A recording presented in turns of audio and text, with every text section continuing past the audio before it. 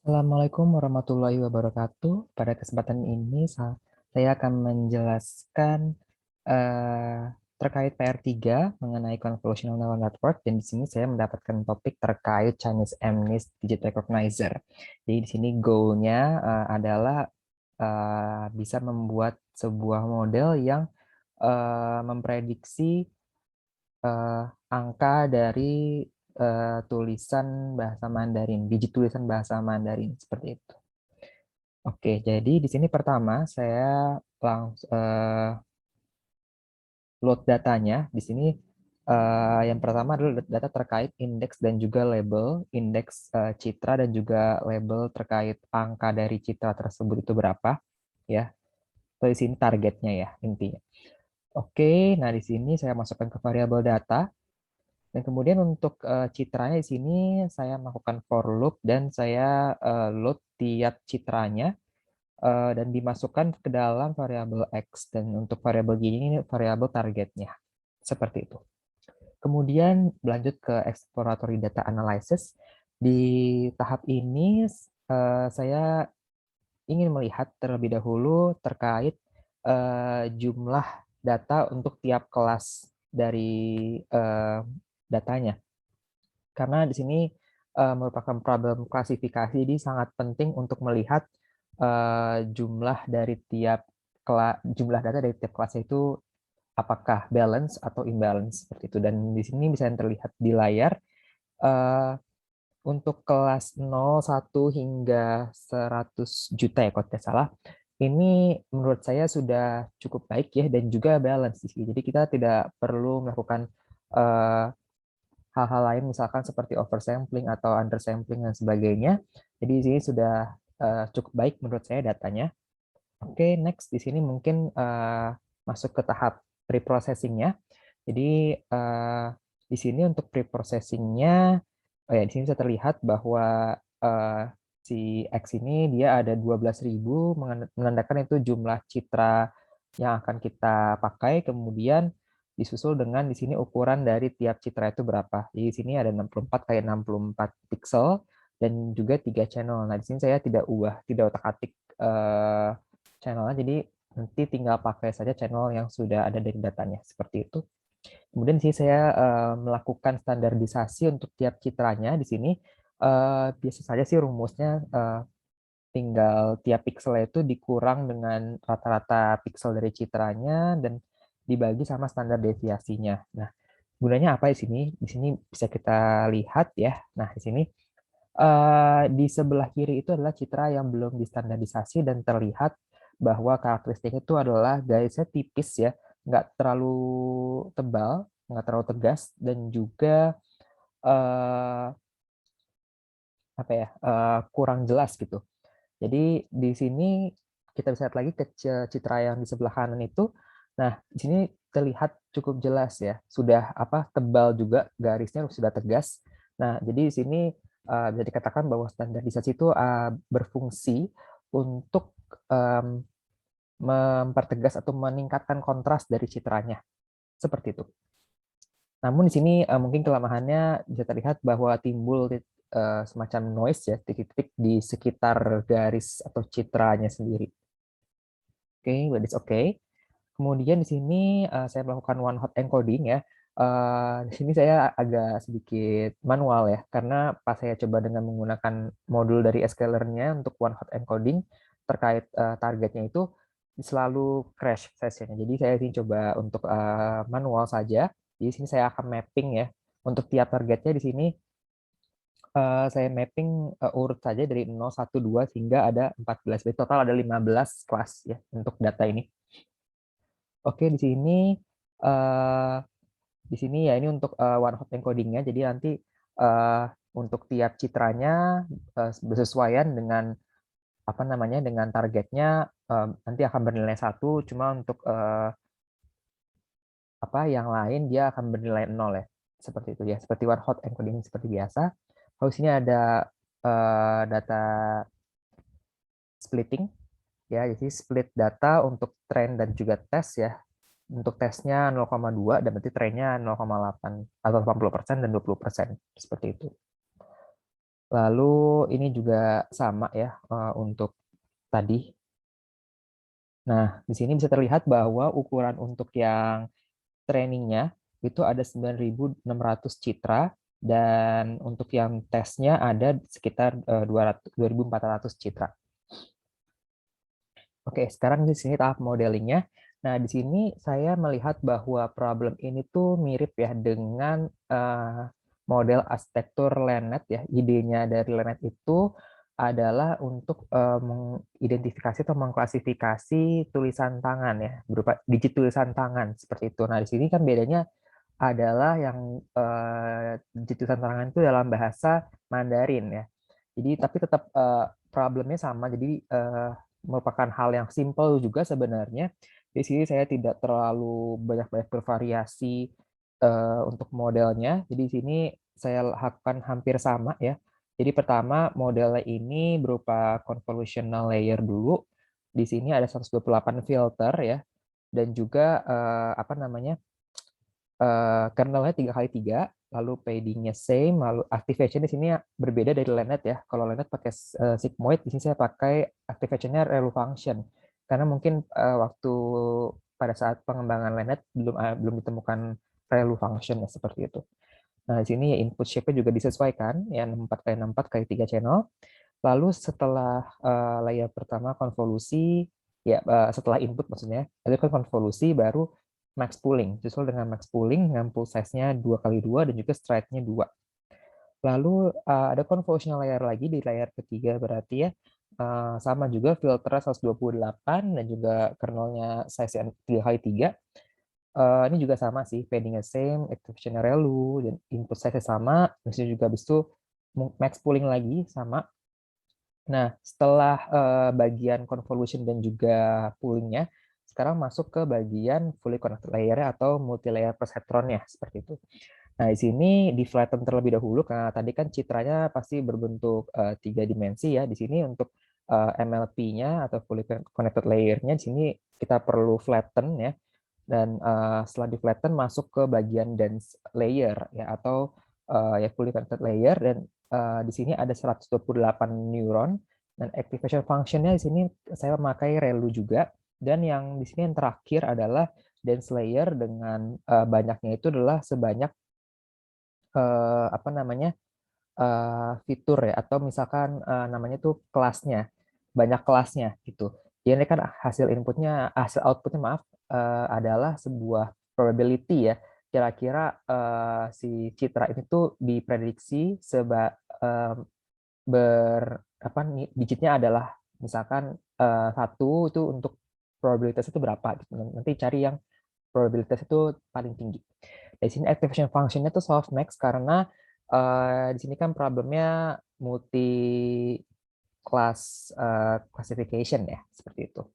Lalu di sini compilernya pakai optimizer Adam, juga loss function-nya pakai categorical cross entropy, dan matrix yang digunakan adalah akurasi.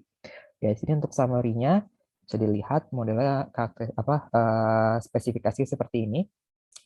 Oke, dan di sini saya menjalankan modelnya dan dimasukkan citra tadi, citra yang train tadi sebesar 9.600 ya, 400 seperti itu. Nah, di sini mungkin bisa terlihat loss-nya juga semakin dari awalnya naik sedikit terus turun, makin turun, dan di sini juga akurasinya dari 76, 94, 97, 98, 97, 98, 98, 99, jadi naik terus ya.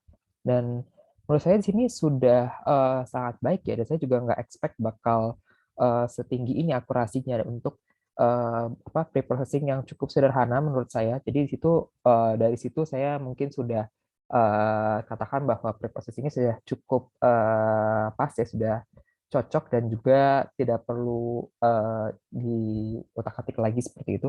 Mungkin dari segi modelnya saja di sini saya coba ya, dan saya temukan sebuah referensi di mana dicoba untuk menambahkan layer yang convolution dan juga poolingnya. Di sini yang awal tadi ada kita pakai 2 ya, saya pakai 2 layer untuk convolution dan juga poolingnya. Di sini saya tambahkan lagi 2. Dan di sini juga filternya juga sedikit berbeda ya. filternya di sini saya pakai yang pertama 32, kemudian 64, dan juga terakhir layer konvolusi terakhir 164. Kernel size juga berbeda, ini 5x5, kalau yang sebelumnya 3x3, dan input size-nya juga disesuaikan sama input citranya size-nya berapa, dan juga activation function-nya sama, relu, max pooling-nya juga pool size sama 2. Cuma di sini ya yang terlihat adalah beda jumlah layer konvolusi dan juga pooling-nya gitu. Nah, di sini juga yang baru adalah pada terlihat di sini yang untuk fully connected layer-nya pada layer MLP ini terlihat ada satu layer baru di sini yang saya pakai adalah layer dropout. Nah, di sini nanti jadi bakal tidak semuanya semua garis-garis yang menghubungkan ke neuron-neuron itu akan dipakai. Jadi akan ada yang nggak terpakai gitu seperti itu. Nah, di situ juga untuk compiler juga sama pakai Adam, terus loss-nya juga categorical cost entropy, dan matriksnya akurasi. Dan di sini ya spesifikasinya bisa terlihat. Oke, nah di sini juga ada saya buat plottingnya sih. Plotting, maksudnya spesifikasinya dibikin semacam model model seperti ini. Dan di sini saya jalankan modelnya dan ya bagus juga, masih sama, tapi mungkin nanti bisa kita lihat perbedaannya. Ada perbedaan sedikit. Dan di sini saya coba untuk cara lain ya. Di sini menggunakan certified K-fold. Jadi nanti akan datanya itu secara keseluruhan dibagi menjadi, sini saya pakai 10 ya, splitnya ada 10. Ini nanti akan ada 9 fold yang jadi training dan 1 foldnya sebagai validation ya. Nah, nanti tiap itu akan digilir ya, beda-beda, dan nanti setiap foldnya itu akan mendapatkan jatah 1 kali jadi validasi dan sisanya jadi training seperti itu. Nah, di sini adalah loss dan juga akurasinya. Dan hampir sama sih. Jadi kayak mungkin saya coba pakai yang model ini sih, saya pakai yang model 2 ya untuk yang K-fold ya. Oke, nah di sini saya akan coba masuk ke evaluation-nya. Di sini untuk evaluation-nya saya coba prediksi dulu. Ini pakai yang model pertama ya. Oke, dan di sini saya coba jalankan kembali. Nah, sini bisa terlihat bahwa untuk classification report-nya akurasinya total rata-ratanya 97%, sudah sangat baik ya. Di sini merupakan akurasi yang seumur saya paling tinggi sih saya dapatkan sih, alhamdulillah. Jadi dan di sini untuk F1 score-nya bisa dilihat ya cukup baik ya, dari rentang 95 sampai 99, berarti menandakan bahwa antara precision dan juga recall-nya juga tinggi dan nggak jauh beda gitu. This is great. Kemudian untuk misklasifikasinya di sini ada 65 citra yang salah prediksi ya, atau misklasifikasi itu, atau sekitar 0,542%. Bagus. Lalu di sini saya coba lihat bagian sini confusion matrix-nya. Ya di sini ada beberapa kesalahan, misalkan sini 2 salah prediksi dengan 3 sama 2 juga, kemudian 6 dan 1 seperti itu. Dan di sini adalah hasil plotting akurasinya. Oke, mungkin di sini saya belum harus jalankan kembali ya. Tapi jadi kalau bisa dilihat mungkin dari sini ya, di sini akurasinya tuh meningkat dan juga loss-nya tuh semakin turun ya. Seperti itu. Oke. Mungkin saya tidak jalankan kembali modelnya karena keterbatasan waktu untuk demo ya. Jadi saya untuk yang grafik saya tidak coba jalankan kembali. Nah, di sini untuk yang loss-nya terlihat di sini menurun seperti itu. Dan untuk yang model 2 di sini saya coba jalankan prediksinya. Nah, di sini terlihat, nah ternyata untuk yang model 2 sini alhamdulillahnya naik ya. Jadi 99% gitu. Dan untuk F1 score juga meningkat juga ya. Sekarang range-nya sekitar 98 sampai 100%. Nah, sudah cukup bagus juga untuk F1 score-nya. Dan untuk misklasifikasinya bisa kita lihat, nah turun juga, jadi sekarang tinggal 19 citra yang misklasifikasi atau sekitar 0,158%. Seperti itu. Nah, sini saya tertarik untuk melihat ya, apa saja sih yang salah ya di sini. Oke. Nah, di sini bisa terlihat ya label 2, tapi di sini di playlistnya 3 ya mungkin kan tadi akibat apa namanya? Sini ada garis-garis yang mungkin terlihat sebagai garis yang cukup besar dan jadi terlihat seperti 3. Dan yang di sini saya lihat bahwa yang 100 juga misklasifikasinya menjadi prediksi 10 ya digitnya. Ini ada sekitar 3 kalau nggak salah. Nah, 1, 2, yang ini 2, sini 3 ya. Mungkin berarti emang karakteristiknya belum tertangkap dengan baik ya antara 10 dan juga 100 itu perbedaannya seperti apa. But overall, saya rasa ini sudah model yang sangat baik ya, mencapai 99% akurasinya untuk data yang balance. Di sini adalah confusion matrix-nya sudah semakin dikit, tentunya tadi ada 19 ya, tinggal 19 citra yang misklasifikasi, dan untuk akurasi sini terlihat naik dan juga steady ya, dikit sekitaran 95% ke atas, dan ini kan 99% ya overall rata-ratanya. Di sini adalah grafik untuk loss-nya seperti itu. Dan di sini untuk yang saya coba untuk yang certified K-fold, di sini juga terlihat bahwa untuk epoch ini ada 10 ya, dan maaf, di sini maksudnya ada 10 iterasi dan setiap iterasi itu 5 epoch. Terlihat bahwa ya juga sudah baik ya di sini, dan saya rasa tidak ada peningkatan yang signifikan ya, hampir sama yang sebelumnya. Jadi saya pakai yang di akhir adalah saya menggunakan model kedua tadi yang ada 4 convolution layer, 4 pooling, dan juga 3 dance layer seperti itu. Dan itulah kira-kira yang saya kerjakan untuk PR3 ini. Kurang lebih ya, maaf. Assalamualaikum warahmatullahi wabarakatuh.